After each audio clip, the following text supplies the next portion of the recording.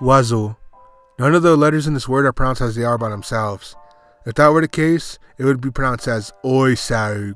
That brings me to the topic of the video. French is, let's say, interesting spelling. Now in my opinion, it's not as bad as English, and I actually kind of like the way French looks.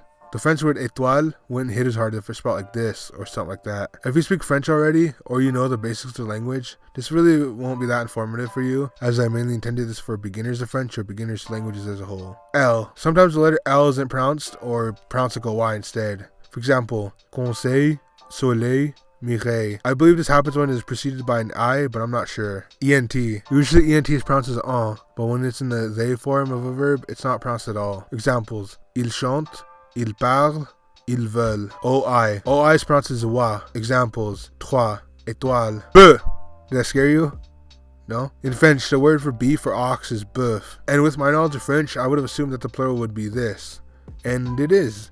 But I also assumed that the plural would be boeuf as well, just like the singular. Because in French, most plurals are formed like that. The singular and plural are pronounced the same. Such is the case in the following words: voiture, voiture, étoile, étoile, améthyste, améthyste. But that isn't the case for boeuf. Although you add a letter in spelling, you actually remove a sound in speech. So boeuf becomes pronounced as beu. I don't understand how that even works. Also, fun fact, beu means weed in slang.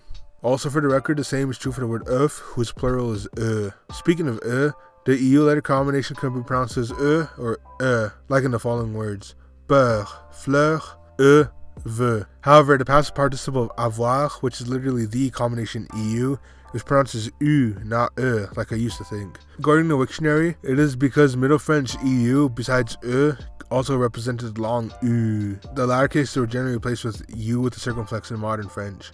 For example, du flûte, for Middle French, du flûte, written this way. In the case of in related forms, the spelling U with the circumflex is considered awkward, whatever that means. I'm not sure if that's true, but I found it interesting. The circumflex. Imagine if you lost a family member and wore a hat pointing that out. That's what French does with the circumflex. That is this thing that's over the vowels in the following words: sur, compare Spanish seguro; fête, compare Spanish fiesta; dit, compare Spanish dijistes.